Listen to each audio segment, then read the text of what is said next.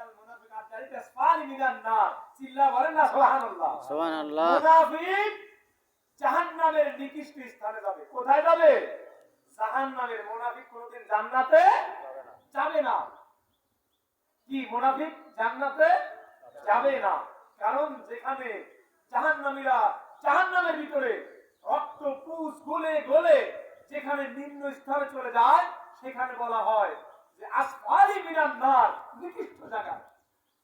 ঠিক কি না বলেন বন্ধুরা আমার? যায়েদ ইবনুল হারিসা দয়াল নবীর জলিল কদরের সাহাবী যায়েদ ইবনুল হারিসা, ওনার সফর সঙ্গী ছিল মুনাফিক। বলেন কি মুনাফিক? বন্ধুরা আমার, আমরা কেন আমার কেবলাজান হুজুর আমাদের বলে যে আমরা নাকি আত্মসিদারা যাই বেদাত ছেড়ে কি করি, আমাদের কোনো বড় দলিল নাই, আমাদের কোনো শরিয়াত নাই। আমি বিনীত অনুরোধ করে বলতে চাই, ভাইরে কেবলাজান হুজুরের নেক তাওয়াজ্জুহ যদি থাকে, পৃথিবীর এমন কোনো মারফুত নাই যে আমাদের কোরআন সুন্নাহ ইজমা কিয়াস দলিল দিয়ে হারায় যায়। চিল্লা বলেন না ঠিক না বেশি? ঠিক। বন্ধুরা আমরা ভাসি আসি নাই। হুজুর কেবলাজান বলতেন, বাবা এই ফরিদপুরের জমিনে আলেম ওলামা যথেষ্ট ছিল, আমি তাদের কাছে কিছু না, আমি কি তাদের কাছে কিছুই না, তবে আমি একটা দাওয়াত নিয়ে আসছি, এই দাওয়াতটা আর কারো কাছে নাই। আর কারো কাছে নাই? এইটা কোন বিশ্বের প্রেসিডেন্টের কাছে নাই। আছে না। এই দেশে নবী রাসূল সাহাবা একরাম রুজাবা নুকাবা কিরামদান অনেকে এসেছিলেন যুগে যুগে, কিন্তু দয়াল নবী সত্যের দাওয়াত ছিল না। ছিল দয়াল নবীজি হুজুর আকরাম সাল্লাল্লাহু আলাইহি ওয়াসাল্লাম, তিনিকে আমার নূর নবীকে বড় বড় কাফেররা আলামিন বলে উপাধি দিয়েছে। কি দিয়েছে? আলামিন বলে উপাধি দিয়েছে। কারণ উনি আব্দুল্লাহর বেটা মুহাম্মদ সাল্লাল্লাহু আলাইহি সাল্লাম, উনি আল্লাহর প্রিয় বান্দা এবং রাসূল।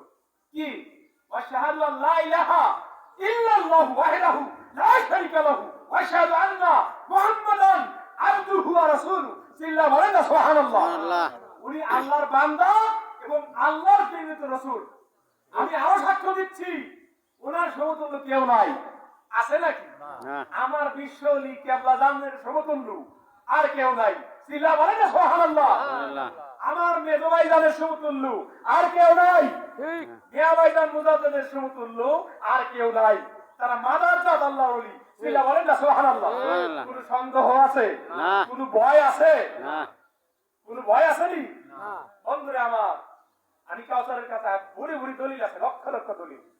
বন্ধুরা আমার, এই ফরিদপুরের জমিনে যেই দেশে ফরিদপুর, যেখানে জুমার নামাজ হইতো না, যেখানে কোরবানির ঈদ হইতো না, যেখানে কোনো শরিয়ত ছিল না, যেখানে কোনো হাকিকত ছিল না, যেখানে কোনো আযান ছিল না, যেখানে কোনো ইমামত ছিল না, সেইখানে বিশ্বলি কেবলাজান হুজুর উনি পায়ে হেঁটে হেঁটে ফরিদপুরের জমিনে ফরিদপুরবাসীকে, শুধু বাংলাদেশের জমিনে উনি কালেমার দাওয়াত দিয়ে লক্ষ লক্ষ মানুষকে মধুর কালেমা পড়ায় দিয়েছে।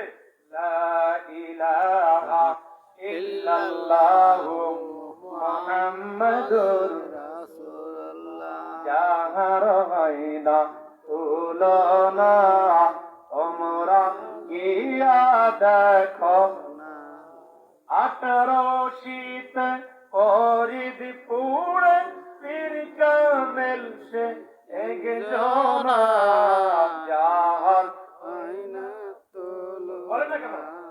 তোমরা গিয়া দেখো না, যাহার আয়না তুলনা, সে যে হকিকতের ভগবান দাড়ি, তরিকতের মহাজ্ঞানী, শরিয়াতের সরা গাড়ি, মারফতের মাওলানা, যাহার হয় না তুলনা। বলেন তোমরা যায়া দেখো না, যাহার হয় না তুলনা। 18 শীতে সদর উড়ে আল্লাহর ওলি একজনা, যাহার হয় না তুলনা। তোমরা গিয়া দেখো না, যাহার হয় না তুলনা চিল্লা বলেন ঠিক না বেশি ঠিক আল্লাহুম্মা সাল্লি আলা সাইয়্যিদিনা মাওলানা মুহাম্মদ ওয়া আলা আলি মাওলানা বন্ধুরা আমার গভীর মনোযোগ দয়াল নবী রাসূল করিম সাল্লাল্লাহু আলাইহি সাল্লাম তায়েফবাসীরা যখন আল্লাহর সাথে শিরক করতেছিল বন্ধুরা আমার তারা তৎকালীন যুগে বন্ধুরা আমার তারা আল্লাহর সঙ্গে শিরক করতেছিল রাসূলের সঙ্গে শিরক করতেছিল তারা বিভিন্ন চন্দ্র সূর্য উপগ্রহকে তারা খোদা মনে করত তারা এক আল্লাহকে বিশ্বাস করত না এই জন্য কুরাইশ বংশে হযরত মুহাম্মদ সাল্লাল্লাহু আলাইহি ওয়াসাল্লাম বন্ধুরা আমার মায়ের নবী দয়ার নবী উনি তায়েফে যে দাওয়াত দিলেন এই তায়েফবাসীরা তোমরা পড়ো লা ইলাহা ইল্লাল্লাহ এক আল্লাহর এতটুকু দাওয়াত দিবেন বন্ধুরা আমার এইটা প্রমাণ করার জন্য আমি কথাটা আজকে তুলে ধরতেছি কারণ কেন আমরা যে কালেমা পড়ি একবার পড়ার সাথে কোথায় থেকে কোথায় লাগাইয়া দেই এর কোন যে জবর নুকতা পেশ আমরা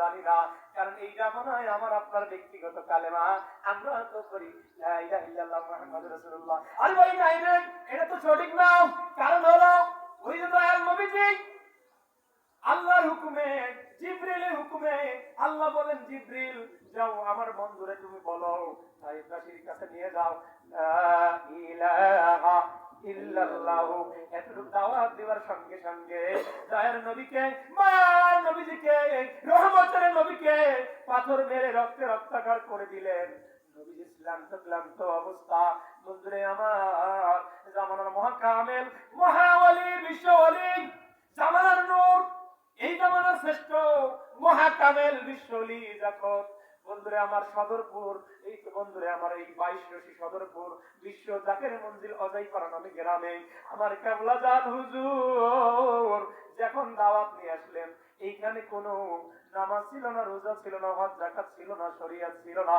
বন্ধুরে আমার কেবলা জান হুজুর বললেন ও সদরপুরের মানুষেরা ও ফরিদপুরের মানুষেরা তোমাদের ব্যক্তিগত বানানো ধর্ম তোমরা বাদ দিয়ে দাও তোমরা এক আল্লাহর প্রতি ঈমান আনো আমার কেবলা জান হুজুর বলল ও সদরপুরের মানুষরা তোমরা পড়ো লা ইলাহা ইল্লাল্লাহ আমার কেবলা জান হুজুর এতটুকু দাওয়াত দেওয়ার সঙ্গে সঙ্গে আমার কেবলা জান হুজুরকে এই ফরিদপুরের মানুষদের পাথর নিক্ষেপ করেছে রে ভাই বন্ধুরে আমার কেবলা জান হুজুরের সম্মান আমাদের শ্রদ্ধেয় মরহুম মৌলানা ফরহাদ ভাই বলতেন যে তরিকায় মৌজাতে দিয়া পাক রব্বুল আউলিয়া খাজা বাবা মেহেরবান গো সবাই বলেন দয়াল বাবা মেহেরবান রে বলেন তরিকায় মৌজাতে দিয়া পাক রব্বুল আউলিয়া খাজা বাবা মেহেরবান গো চিল্লা বলেন না সুবহানাল্লাহ আল্লাহ আমার খাজা বাবা তরিকায় মুজাদ্দিদ দিয়া রাশাবন্দিয়াম মেহেরবান চিল্লা বলেন না সুবহানাল্লাহ বন্ধুরে আমার ওই যে দয়াল নবীজির মধুর কালেমা ওই তায়েফ থেকে আর কেউ ওই পরিপূর্ণ কালেমার দাওয়াত কেউ দিতে পারে নাই ওই দাওয়াত ওইখান থেকে বন্ধ হয়ে গেছিল আল্লাহ আসমান জগতে উঠাই নিয়ে গেছিল চিল্লা বলেন না সুবহানাল্লাহ আমার কেবলাদার হুজুর বলতেন বাবা যেই ওরস শরীফ হতো আজমির শরীফে যেই ওরস শরীফ হতো মুগদার শরীফে আপনার দাদা হুজুরের উসিলায় সেই ওরস শরীফ এখন বিশ্ব জাকের মঞ্জিলে সেই ওরস শরীফ এখন 22 রশি পাক দরবার শরীফে সেই ওরস শরীফ হলো শেরপুর পাকুইয়া দরবার শরীফে সেই ওরস শরীফ হলো ফৈজুরি পাক দরবার শরীফে চিল্লা বলেন না সুবহানাল্লাহ আল্লাহ বন্ধুরে আমার গভীর মনোযোগ ওই যে দয়াল নবীজির কালিমা দয়াল নবীজিকে মারধর করলেন রক্তপাত করলেন বন্ধুরে আমার নবীজিকে এত মারা মেরেছেন এত কষ্ট দিয়েছেন নবীর জীবনে আর কোনোদিন এরকম কষ্ট পাই নাই নবী আমার বলেন ও আমার সাহাবীরা শোনো শোনো আমি যখন আল্লাহর হুকুমে তায়েফবাসীর কাছে দাওয়াত দিতে গিয়েছিলাম আমার কেবলা জান হুজুর বলতেন, বাবারা ও আমার মুরিদ সন্তানেরা, শোনো শোনো, আমি যখন ফরিদপুরের জমিনে দাওয়াত দিতে আসলাম, আমি ছিলাম রাজার সন্তান, আমার পূর্বপুরুষ ছিল জমিদার শেরপুরের, ছিল ভাই না সুবহানাল্লাহ। আল্লাহ। আমার হুজুর কেবলা জান ধন সম্পদ সমস্ত কিছু ফেলে দিয়ে উনি নিঃস্ব হয়ে গেলেন।